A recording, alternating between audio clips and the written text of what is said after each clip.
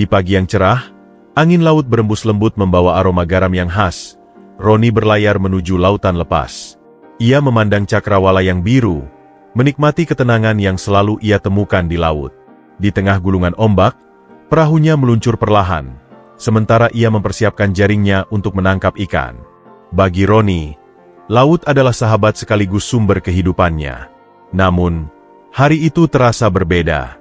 Saat ia menjatuhkan jaring ke dalam air, perasaan aneh menyelimutinya. Seperti ada sesuatu yang mengawasinya dari bawah permukaan laut. Ia menepis pikiran itu, mengira dirinya hanya terlalu lelah setelah seminggu penuh bekerja tanpa henti. Beberapa saat kemudian, jaringnya terasa berat. Akhirnya tangkapan besar, seru Roni sambil tersenyum. Namun, senyumnya pudar saat ia melihat apa yang ada di dalam jaring. Seekor kura-kura besar terperangkap, cangkangnya penuh dengan goresan dan luka. Mata kura-kura itu tampak lemah, tetapi sorotnya tajam seolah meminta pertolongan. "Kamu tidak seharusnya ada di sini," gumam Roni sambil mendekatkan diri. Hatinya diliputi rasa iba. Ia tahu beberapa warga desanya menganggap kura-kura sebagai pembawa sial, terutama jika ditemukan di laut. Namun, bagi Roni, tidak ada makhluk yang pantas dibiarkan menderita. Dengan hati-hati, Roni memotong bagian jaring yang melilit kaki kura-kura itu. Saat terakhir, ia melihat ada serpihan plastik yang tertancap di salah satu kakinya. Ia mencabutnya perlahan, membuat kura-kura itu mengeluarkan suara lirih seperti rintihan. "Tenang, aku akan membantumu," kata Roni lembut. Setelah membebaskan kura-kura itu, ia memutuskan untuk membawanya pulang. Di rumah kecilnya yang sederhana, ia membersihkan luka kura-kura itu dan memberinya makan. Hari-hari berikutnya, ia merawatnya dengan penuh perhatian. Roni menamainya Siloka. Bagi Roni, nama itu melambangkan kekuatan dan daya tahan. Meski terlihat rapuh, Siloka memiliki semangat hidup yang luar biasa. Setelah beberapa minggu, Siloka mulai pulih. Namun, alih-alih kembali ke laut, kura-kura itu tetap tinggal di sekitar perahu Roni, seolah tidak ingin berpisah. Malam itu, ketika bulan menggantung tinggi di langit, Roni duduk di pantai menikmati suara deburan ombak. Ia merenung tentang kehidupannya yang sederhana tetapi penuh tantangan.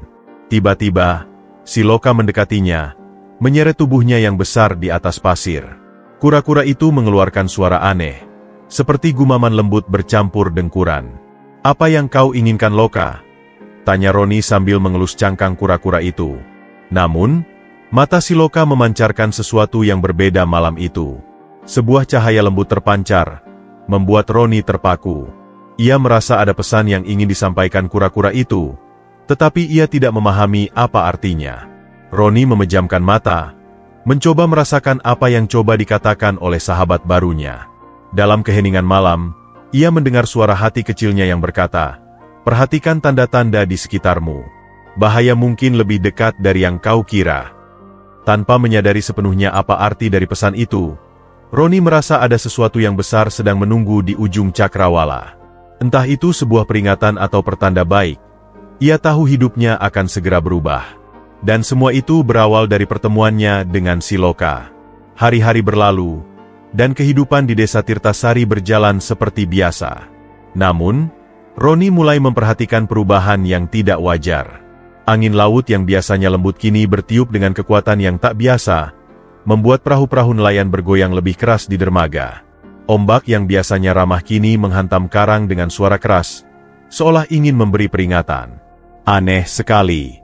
Cuaca seperti ini jarang terjadi, gumam Roni suatu pagi saat mengikat perahunya yang terus bergoyang. Warga desa lain hanya menganggapnya sebagai fenomena biasa. "Ini pasti angin musim. Tidak perlu khawatir," kata Pak Karso, tetua desa yang sering dianggap bijaksana. Namun, Roni tidak bisa mengabaikan firasat buruk yang terus menghantuinya. Siloka, yang selama ini setia menemaninya, tampak gelisah. Kura-kura itu sering berenang bolak-balik di tepi pantai, mengeluarkan suara-suara aneh seperti rintihan bercampur peringatan. Kadang-kadang, Siloka menatap ke arah laut lepas, seolah-olah ada sesuatu yang ingin ia tunjukkan kepada Roni. Suatu malam, saat bulan tertutup awan gelap, Roni mendengar suara gemuruh dari arah laut. Ia berlari keluar dari rumahnya, Mendapati angin bertiup kencang dan ombak bergulung lebih tinggi dari biasanya. Di tepi pantai, ia menemukan si Loka menggapai-gapai di air dangkal, melawan arus yang mulai mengamuk. "Loka, ada apa?" Roni berjongkok, menatap mata sahabatnya itu. Kura-kura itu mengeluarkan suara lirih yang terdengar seperti tangisan. Saat Roni mendekat, si Loka memutar tubuhnya, bergerak menuju laut dalam. Roni mengerti bahwa kura-kura itu ingin menunjukkan sesuatu. Dengan perahunya, Roni mengikuti si Loka ke tengah laut. Ombak besar hampir membuatnya kehilangan kendali, tetapi ia terus melaju, mengikuti cahaya samar dari mata si Loka yang bersinar di kegelapan. Mereka berhenti di sebuah titik di mana air laut terasa lebih hangat, dan arusnya bergerak tidak seperti biasanya. Roni merasakan jantungnya berdebar. Di bawah permukaan air, ia melihat pusaran-pusaran kecil yang tampak tidak wajar. "Apa ini?" bisiknya dengan penuh kekhawatiran.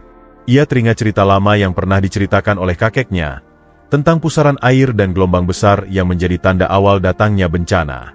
Keesokan paginya, Roni pergi ke balai desa untuk memperingatkan warga. Dengan penuh keyakinan, ia berdiri di hadapan para nelayan dan pemuka desa yang berkumpul. "Kita harus waspada. Ada sesuatu yang salah dengan laut." Si Loka memberi tanda bahwa bencana mungkin akan datang. Namun, ucapannya justru disambut gelak tawa. "Roni, kau terlalu banyak mendengar cerita dongeng. Laut memang sering berubah, tapi itu tidak berarti apa-apa," cibir Pak Karso sambil melipat tangannya. Beberapa warga yang mendengar juga menganggap Roni hanya membesar-besarkan masalah. "Kura-kura itu pembawa sial. Sejak kau merawatnya, cuaca jadi buruk. Mungkin itu sebabnya bencana akan datang," kata seorang wanita tua dengan nada penuh prasangka. Roni mencoba menjelaskan apa yang ia lihat dan rasakan. "Aku tahu ini terdengar aneh, tapi kita harus bersiap. Jika tidak, desa kita bisa dalam bahaya." Tetapi tidak ada yang mendengarkan. Warga desa lebih memilih mempercayai kenyamanan rutinitas mereka daripada peringatan yang terdengar tidak masuk akal. Desa Tirtasari mulai terasa berbeda. Sejak Roni mengumumkan peringatan tentang bahaya yang ia rasakan dari tanda-tanda si Loka, ia menjadi bahan pembicaraan di seluruh penjuru desa. Warga yang sebelumnya menghormatinya sebagai nelayan yang jujur kini berbalik memandangnya dengan penuh curiga. Apa yang sebenarnya ia cari? Apakah ia hanya ingin perhatian? Bisik seorang wanita kepada tetangganya saat berjalan di pasar. "Atau mungkin kura-kura itu memang membawa kutukan bagi desa kita?" sahut tetangganya dengan nada berkonspirasi. Setiap kali Roni melangkah keluar rumah, ia merasakan tatapan warga yang menghakimi. Anak-anak yang biasanya menyapanya kini berlari menjauh saat ia lewat, ditarik oleh orang tua mereka yang takut. Bahkan teman-teman dekatnya, seperti Wayan dan Budi, mulai menghindari pembicaraan dengannya. "Maaf Ron," kata Wayan suatu sore ketika Roni mencoba berbicara dengannya. "Aku tidak ingin keluargaku ikut-ikutan dianggap pembawa sial." Kata-kata itu menghantam Roni lebih keras daripada ombak terbesar sekalipun. Namun, yang paling membuatnya terpukul adalah ucapan Pak Karso, tetua desa yang biasanya bijaksana. Suatu malam di balai desa, Pak Karso berdiri di hadapan warga dan berkata dengan lantang, "Semua ini adalah akibat dari membawa hewan yang tidak seharusnya kita pelihara. Kura-kura itu adalah simbol kutukan. Cuaca buruk ini terjadi karena ulahnya." Roni yang berdiri di sudut ruangan mencoba membela diri. "Pak Karso, ini tidak adil. Si Loka tidak bersalah. Ia hanya seekor makhluk yang terluka dan aku merawatnya. Bencana ini mungkin karena alam sedang marah kepada kita." Tetapi Pak Karso menggeleng. "Jangan mencoba menyalahkan alam Roni. Kita sudah hidup berdampingan dengan laut selama puluhan tahun. Baru kali ini hal seperti ini terjadi, dan semuanya dimulai sejak kura-kura itu datang." Suasana semakin memanas. Beberapa warga bahkan mengusulkan untuk menangkap si Loka dan membuangnya jauh ke laut, atau lebih buruk, mengorbankannya demi menenangkan arwah laut. Roni merasa dadanya sesak. Ia tidak pernah membayangkan warga desa yang selama ini ia anggap sebagai keluarganya bisa begitu tega. "Tidak, aku tidak akan membiarkan kalian menyakiti si Loka," seru Roni dengan suara gemetar. "Jika kalian tidak percaya padaku, setidaknya jangan menyalahkan makhluk tak berdosa." Namun, Ucapannya hanya menjadi bahan ejekan. Malam itu, Roni kembali ke rumahnya dengan hati yang penuh luka. Ia duduk di beranda, menatap laut yang gelap di kejauhan. Suara angin kencang mulai terdengar, dan deburan ombak seolah menjadi pengingat akan bahaya yang semakin mendekat. Di tengah keheningan, Siloka mendekatinya. Kura-kura itu memandang Roni dengan sorot mata yang penuh pemahaman, seolah mengerti semua rasa sakit yang sedang dirasakan sahabatnya. Roni berlutut, mengusap lembut cangkang Siloka. Mereka tidak akan mendengar Loka. Aku tidak tahu apa lagi yang harus kulakukan, bisiknya dengan suara serak. Tiba-tiba, Siloka bergerak, menyeret tubuhnya ke arah jalan setapak yang menuju bukit kecil di luar desa. Roni memperhatikan dengan bingung. Kura-kura itu berhenti, menoleh ke arah Roni, dan mengeluarkan suara pelan yang terdengar seperti ajakan. Bukit itu, gumam Roni.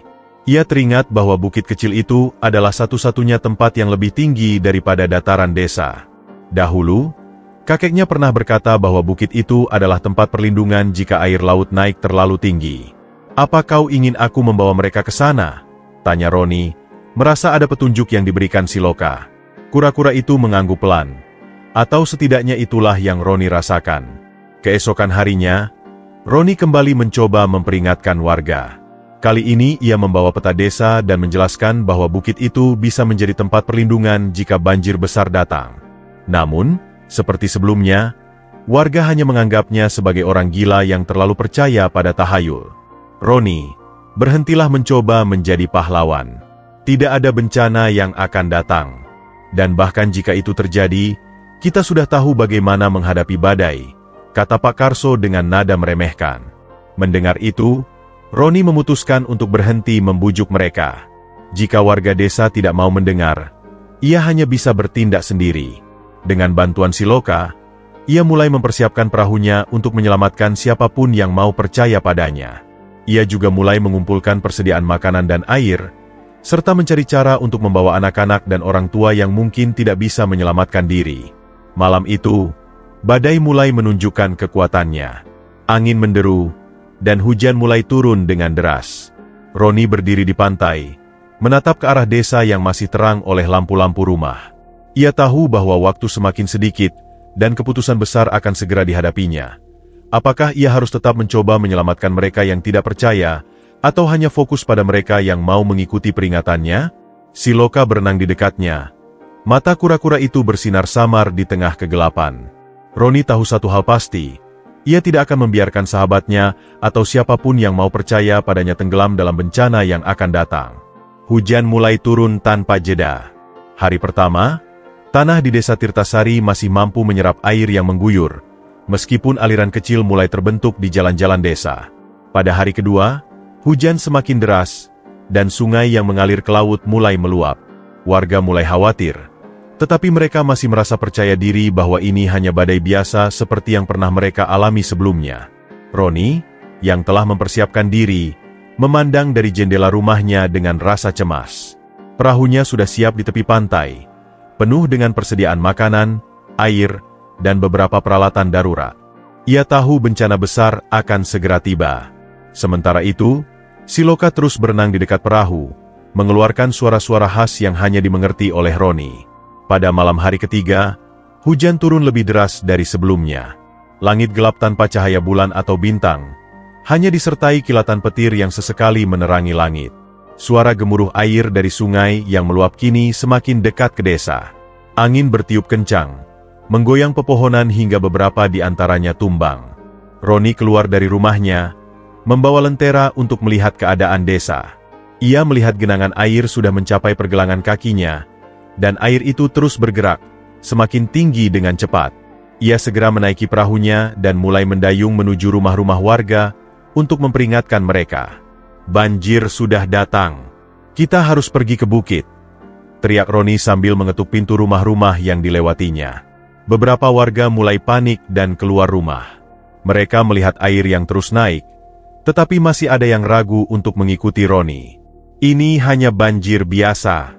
Kita bisa bertahan di rumah, seru Pak Karso yang berdiri di depan rumahnya, menolak meninggalkan tempat tinggalnya. Pak Karso, air ini akan terus naik. Kita tidak punya waktu lagi. Roni mencoba meyakinkan, tetapi pria tua itu hanya menggeleng keras. Sementara itu, air mulai masuk ke dalam rumah-rumah. Warga yang awalnya mengabaikan peringatan Roni kini mulai panik. Beberapa dari mereka mencoba menyelamatkan barang-barang mereka, tetapi arus air yang deras menyulitkan mereka. Beberapa anak kecil menangis, ketakutan melihat air yang terus meninggi. Roni tidak menyerah. Ia membantu mengangkat anak-anak dan orang tua ke perahunya. "Ayo, kita harus pergi sekarang sebelum semuanya terlambat," katanya dengan nada mendesak. Beberapa warga akhirnya mulai mengikutinya, meninggalkan rumah mereka yang kini hampir terendam. Namun, tidak semua warga mau percaya pada Roni. "Aku tidak akan meninggalkan rumahku hanya karena omong kosong tentang kura-kura itu," teriak seorang pria. Ia tetap bertahan, bahkan saat air sudah mencapai pinggangnya. Di tengah kekacauan itu, Roni melihat Siloka berenang dengan gelisah, seolah-olah memberitahu bahwa waktu semakin habis. "Kita harus bergerak sekarang," seru Roni kepada warga yang masih ragu. Ia mulai mendayung perahunya menuju bukit kecil yang sudah ia persiapkan sebelumnya. Perjalanan itu tidak mudah. Arus air semakin deras, dan puing-puing dari rumah-rumah yang hancur terbawa arus, membuat perjalanan semakin berbahaya. Saat mendekati bukit, Roni melihat sebuah rumah kecil yang hampir tenggelam sepenuhnya. Di atas atap rumah itu, seorang wanita tua dan cucunya duduk, berpegangan erat sambil menangis ketakutan. Tanpa ragu, Roni mendayung ke arah mereka. "Naik ke perahu, cepat!" teriaknya. Wanita tua itu ragu sejenak, tetapi cucunya menarik tangannya. "Nenek, kita harus pergi." Dengan susah payah, Roni membantu mereka naik ke perahu, sementara air sudah mencapai atap rumah.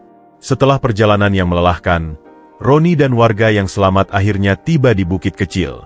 Dari sana, mereka melihat desa mereka yang hampir sepenuhnya tenggelam. Rumah-rumah hanya terlihat atapnya, sementara pohon-pohon besar terendam hingga batangnya. Angin terus bertiup kencang, dan hujan belum menunjukkan tanda-tanda akan berhenti. Roni menatap ke bawah, ke arah desa yang dulu menjadi rumahnya. Air mata mengalir di pipinya, bukan karena kehilangan, tetapi karena rasa bersalah. Ia tahu banyak orang yang tidak sempat ia selamatkan, termasuk Pak Karso, yang terakhir kali ia lihat masih berada di depan rumahnya, menolak pergi. Namun, Siloka berenang mendekat, menatap Roni dengan sorot mata yang penuh ketenangan. Roni mengusap cangkang kura-kura itu, merasa sedikit terhibur. "Kau sudah melakukan yang terbaik, Loka. Kau menyelamatkan mereka yang mau percaya," bisiknya. Warga yang selamat di bukit kecil mulai menyadari bahwa mereka hidup berkat usaha Roni dan Siloka. Mereka yang dulu mencemooh kini hanya bisa terdiam, menyaksikan kehancuran yang melanda desa mereka.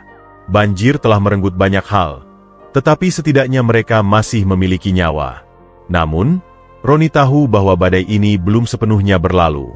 Malam itu, di bukit kecil yang menjadi tempat perlindungan mereka, ia berjanji pada dirinya sendiri untuk melindungi orang-orang yang ia selamatkan. Dengan bantuan Siloka, ia akan memastikan bahwa tidak ada lagi yang hilang dalam bencana ini. Malam itu, badai mencapai puncaknya. Angin bertiup semakin kencang, menghempas pepohonan hingga tumbang. Hujan deras yang turun tanpa henti membuat bukit kecil tempat Roni dan beberapa warga berlindung semakin basah dan licin. Dari atas bukit, Roni menyaksikan air terus naik, perlahan menenggelamkan sisa-sisa desa Tirtasari yang dulu damai. Di tengah kegelapan malam yang hanya diterangi kilatan petir, Siloka terlihat berenang gelisah di sekitar bukit. Kura-kura itu tampak mencoba menarik perhatian Roni. Seolah-olah ia mengatakan ada sesuatu yang salah. "Loka, apa yang terjadi?" tanya Roni sambil mendekati tepi bukit, berusaha memahami apa yang ingin disampaikan sahabatnya. Namun sebelum ia sempat berpikir lebih jauh, terdengar jeritan dari salah satu warga yang ikut berlindung. "Roni, lihat, itu Pak Karso," teriak seorang wanita sambil menunjuk ke arah arus deras di kaki bukit. Roni memicingkan mata dan melihat bayangan seseorang yang terjebak di atas puing-puing rumah yang terbawa arus. Itu adalah Pak Karso, tetua desa yang sebelumnya menolak untuk meninggalkan rumahnya. Ia terlihat berpegangan pada sebatang kayu besar sambil berteriak minta tolong. Tubuhnya yang sudah tua tampak lemah, dan arus deras mengancam untuk menyeretnya kapan saja.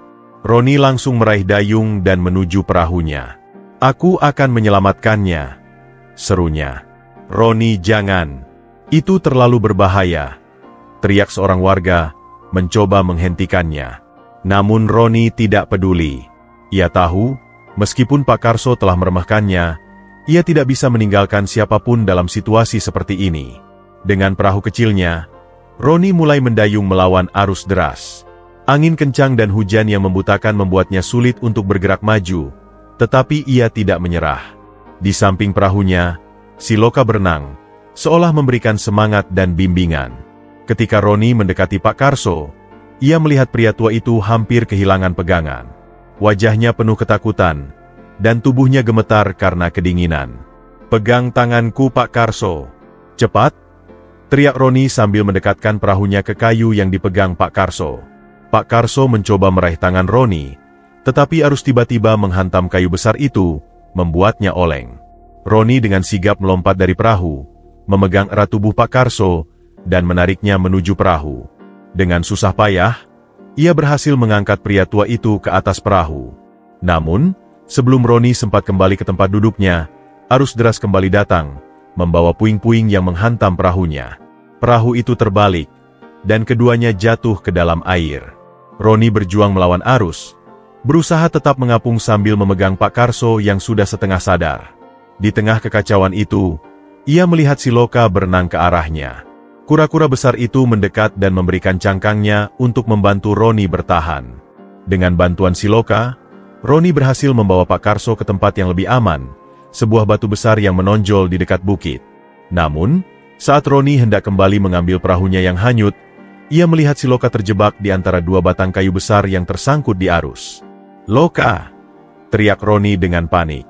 Kura-kura itu berusaha melepaskan diri, tetapi kayu-kayu itu terlalu berat. Tanpa berpikir panjang, Roni melompat kembali ke air, berenang menuju sahabatnya. Ia menggunakan seluruh tenaganya untuk mendorong kayu-kayu itu, tetapi arus yang kuat membuatnya hampir mustahil. "Jangan, Roni, kau bisa mati!" teriak salah satu warga dari atas bukit, tetapi Roni tidak mendengar. Baginya, ia tidak bisa meninggalkan sahabat yang telah memperingatkannya tentang bahaya ini dan membantu menyelamatkan desanya. Dengan usaha keras, Roni akhirnya berhasil melepaskan Siloka dari jebakan itu. Namun, tubuhnya sendiri sudah kelelahan. Ia hampir tidak bisa menggerakkan tangannya untuk berenang kembali ke batu tempat Pak Karso menunggu. Di saat itu, Siloka bergerak mendekatinya. Dengan kekuatannya, kura-kura besar itu menopang tubuh Roni, membawanya ke tempat yang aman di batu besar. Di sana, mereka berdua terbaring, kelelahan tetapi selamat. Pagi itu, hujan mulai mereda, dan langit yang kelam perlahan memudar menjadi abu-abu. Namun, pemandangan di sekitar bukit kecil itu sungguh memilukan. Desa Tirtasari, yang dulu ramai dan damai, kini hanyalah hamparan air berlumpur. Rumah-rumah terlihat hancur, hanya menyisakan atap-atap yang terapung atau sebagian tertimbun lumpur. Pepohonan yang kokoh pun banyak yang tumbang, terseret arus yang ganas. Para warga yang selamat, kini berkumpul di atas bukit kecil, memandang desa mereka yang tenggelam dengan perasaan hampa. Tangis mulai terdengar di sana-sini, beberapa ibu kehilangan anak-anak mereka, sementara yang lain berduka atas rumah dan harta benda yang hilang. Tetapi di tengah suasana duka itu, satu hal menjadi jelas. Mereka yang selamat ada di sana berkat keberanian Roni dan isyarat dari Siloka. Ketika air mulai surut pagi itu, warga yang berada di bukit turun untuk membantu Roni dan Pak Karso. Mereka mengangkat tubuh Roni yang lemah dan membawanya kembali ke bukit. Pak Karso, yang kini sepenuhnya sadar, menatap Roni dengan air mata di matanya. Pak Karso, yang sebelumnya keras kepala dan mengejek Roni, kini duduk di sudut bukit dengan tubuh menggigil. Ia tidak hanya menggigil karena dingin, tetapi juga karena rasa bersalah yang menghantuinya. Teringat kata-katanya sendiri yang mencemooh peringatan Roni, ia tidak bisa menahan air matanya. Roni, meskipun kelelahan setelah perjuangan panjang semalam, tetap berusaha menghibur mereka yang selamat. Ia membagikan air minum dan makanan yang telah ia siapkan sebelumnya di perahunya. Sementara itu, Siloka berenang pelan di sekitar bukit, seolah memastikan bahwa semuanya aman. Warga desa yang dulu menganggap kura-kura itu sebagai pembawa sial kini memandangnya dengan rasa hormat dan terima kasih. Pak Karso akhirnya bangkit dan berjalan mendekati Roni dengan langkah yang gemetar. Wajahnya penuh penyesalan, dan suaranya bergetar ketika ia mulai berbicara. "Roni, aku tidak tahu harus berkata apa. Aku salah. Aku salah besar karena tidak mempercayaimu dan Siloka. Kau menyelamatkanku, meskipun aku mengejekmukmu. Kau mempertaruhkan nyawamu untuk orang yang tidak pantas mendapatkannya." Roni memandang Pak Karso dengan senyum lemah. "Pak, aku hanya melakukan apa yang seharusnya dilakukan. Kita semua keluarga di desa ini. Jika kita tidak saling membantu, siapa lagi yang akan melakukannya?" Mendengar jawaban itu, Pak Karso menangis terseduh-seduh. Ia berlutut di depan Roni, memohon maaf di hadapan semua orang. "Maafkan aku, Roni. Aku tidak pernah mendengarkanmu. Aku terlalu sombong dan berpikir aku tahu segalanya. Tapi kau telah menyelamatkan kami semua." Warga desa yang lain ikut menundukkan kepala, merasa malu atas perlakuan mereka terhadap Roni dan Siloka sebelumnya. Salah satu wanita paruhbaya angkat bicara, suaranya penuh emosi. "Kami semua bersalah, Roni. Kami mencemoohmu, menuduhmu membawa kesialan, tetapi kenyataannya kau dan Siloka adalah penyelamat kami. Tanpa kalian, mungkin tidak ada yang selamat dari banjir ini." Roni menggeleng pelan. "Banjir ini adalah cobaan bagi kita semua. Tapi aku harap kita bisa belajar dari kejadian ini. Kita harus mendengarkan tanda-tanda alam dan saling menjaga, termasuk menjaga makhluk lain seperti Siloka. Ia tidak pernah membawa sial. Justru ia yang memperingatkan kita dan membantu kita selamat." Warga desa mengangguk setuju. Mereka memandang Siloka yang kini sedang duduk di atas batu besar. Tubuhnya yang besar tampak kokoh meskipun semalam ia hampir kehilangan nyawanya. Anak-anak yang sebelumnya takut mendekatinya kini berjalan pelan, mencoba menyentuh cangkangnya. Siloka tampak tenang, seolah mengerti bahwa ketakutan warga kini telah berubah menjadi rasa hormat. Beberapa pria desa, termasuk Pak Karso, berdiri dan mulai berdiskusi dengan Roni tentang langkah selanjutnya. Mereka sepakat untuk turun ke desa setelah air benar-benar surut, memeriksa apa yang masih bisa diselamatkan. Namun, mereka juga sadar bahwa desa Tirtasari tidak akan pernah sama lagi. "Roni," kata Pak Karso tiba-tiba, suaranya lebih tegas tetapi penuh haru. "Mulai hari ini, aku ingin kita menjadikan Siloka sebagai simbol desa kita. Bukan sebagai pembawa sial, tetapi sebagai pelindung dan pengingat bahwa kita harus hidup berdampingan dengan alam." Roni tersenyum mendengar usulan itu. Ia menatap Siloka dan mengangguk pelan. "Aku rasa itu ide yang bagus, Pak. Siloka adalah alasan kita masih hidup hari ini. Ia adalah bagian dari desa kita sekarang."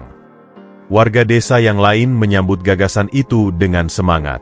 Mereka berjanji untuk tidak lagi mengabaikan tanda-tanda alam, tidak lagi memandang rendah makhluk-makhluk yang hidup di sekitar mereka.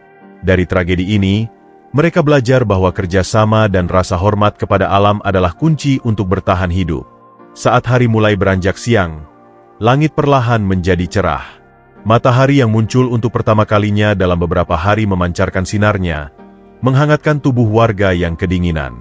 Meskipun desa Tirtasari telah hancur, semangat para warganya mulai bangkit kembali. Mereka menyadari bahwa selama mereka tetap bersatu, mereka bisa membangun kembali apa yang hilang.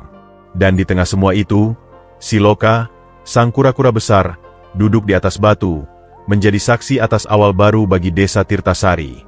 Meskipun banjir telah surut, bekasnya tetap terlihat jelas di seluruh desa Tirtasari. Namun, meski desa itu hancur, semangat warga mulai bangkit. Mereka berkumpul kembali di atas bukit kecil, tempat mereka berlindung saat bencana melanda. Warga yang selamat kini bertekad untuk membangun kembali kehidupan mereka, meskipun semuanya tampak begitu sulit. Tetapi kali ini, mereka tidak lagi bekerja sendirian. Mereka bekerja bersama-sama, dan yang paling penting, mereka bekerja dengan penuh kesadaran bahwa mereka harus menjaga alam dan saling peduli satu sama lain. Roni, yang sempat dipandang rendah oleh sebagian besar orang di desa, kini menjadi sosok yang dihormati. Ia tidak hanya dianggap sebagai nelayan, tetapi sebagai pelindung dan pemimpin yang membawa perubahan. Siloka, kura-kura yang dulu dianggap pembawa sial, kini menjadi simbol desa yang melambangkan keberanian, harapan, dan keharmonisan dengan alam. Warga desa bahkan membangun sebuah patung kecil di tepi pantai, menggambarkan Siloka dengan cangkang besar dan mata yang penuh kebijaksanaan. Hari demi hari, warga bekerja bersama untuk memperbaiki rumah-rumah yang rusak. Mereka membersihkan jalan, memperbaiki saluran air, dan menanam pohon-pohon baru untuk menggantikan yang telah tumbang. Roni tidak hanya membantu dalam pekerjaan fisik, tetapi juga mengajarkan kepada warga pentingnya menjaga keseimbangan alam dan menghormati makhluk hidup yang ada di sekitar mereka. Ia berbicara tentang bagaimana setiap perubahan di alam, baik itu cuaca atau munculnya hewan seperti Siloka, adalah tanda yang harus diwaspadai dan dipahami. Suatu sore, Roni duduk di tepi pantai, memandangi laut yang tenang. Ia merenung tentang perjalanan yang telah ia lalui, kepercayaan diri yang hancur, perjuangan melawan badai, hingga penyesalan yang dirasakan warga desa. Namun, meskipun semuanya terasa berat, ia merasa damai. Kini, ia tahu bahwa ia telah melakukan hal yang benar. Siloka muncul di permukaan laut, mendekat ke pantai. Roni tersenyum dan berjongkok, mengulurkan tangannya. Kura-kura itu mendekat, seolah tahu bahwa Roni sedang menunggunya. Ia merasakan ikatan yang dalam dengan makhluk ini, yang telah menyelamatkan hidupnya dan mengubah hidup desanya. "Terima kasih Loka," bisik Roni, dengan suara yang penuh rasa syukur. Siloka menatapnya dengan mata yang tajam dan penuh kebijaksanaan, seperti memberikan tanda bahwa tugas mereka berdua belum selesai. Roni menyadari bahwa meskipun desa mereka mulai pulih, masih banyak yang harus dilakukan. Masih banyak yang perlu diajarkan, masih banyak yang perlu dipahami. Keberadaan Siloka tidak hanya sebagai penyelamat dalam bencana, tetapi juga sebagai pengingat untuk menjaga alam dan hidup dengan lebih bijaksana. Warga desa, yang perlahan mulai memperbaiki kehidupan mereka, semakin sadar akan pentingnya pelajaran yang mereka dapatkan. Mereka mulai berbicara lebih banyak tentang pelestarian alam, tentang bagaimana menjaga pantai agar tetap bersih dan laut agar tetap sehat. Anak-anak desa yang dulu takut mendekati Siloka kini berlarian bermain di sekitar kura-kura itu, mempelajari cara hidup dengan harmoni bersama alam. Pak Karso, yang dulu merasa ragu dan sombong, kini sering terlihat bersama Roni, membantu merawat lingkungan sekitar. "Roni, aku merasa bersyukur bisa belajar banyak darimu," katanya suatu hari, sambil membantu membersihkan sampah yang terbawa oleh banjir. "Kami dulu terlalu keras kepala. Aku yakin kita bisa membuat desa ini lebih baik, bersama-sama." "Tidak ada yang terlambat Pak Karso," jawab Roni, tersenyum. "Yang penting adalah kita semua mulai berubah. Dan perubahan itu bisa dimulai dari hal-hal kecil." Seiring berjalannya waktu, desa Tirtasari mulai menunjukkan tanda-tanda kehidupan baru. Tanaman-tanaman yang baru ditanam mulai tumbuh subur, rumah-rumah yang telah diperbaiki kini terlihat lebih kokoh, dan sungai yang sebelumnya meluap mulai kembali mengalir dengan tenang. Warga desa merasa lebih dekat satu sama lain, lebih menghargai alam, dan lebih peduli dengan apa yang terjadi di sekitar mereka. Roni, meskipun tidak menganggap dirinya pahlawan, mulai melihat bagaimana kontribusinya telah membawa perubahan besar. Ia menjadi lebih dari sekadar nelayan. Ia adalah seorang penjaga desa dan alam.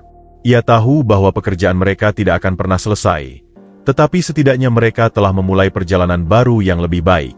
Pada suatu pagi yang cerah, saat matahari mulai terbit, Roni berdiri di pantai, memandang jauh ke horizon. Siloka terlihat berenang di laut. Tubuh besar kura-kura itu meluncur dengan anggun di antara ombak. Roni merasa damai melihatnya, seolah tahu bahwa meskipun desa mereka telah melalui banyak kesulitan, mereka kini memiliki masa depan yang lebih cerah, sebuah masa depan yang dibangun dengan saling menghargai dan menjaga alam.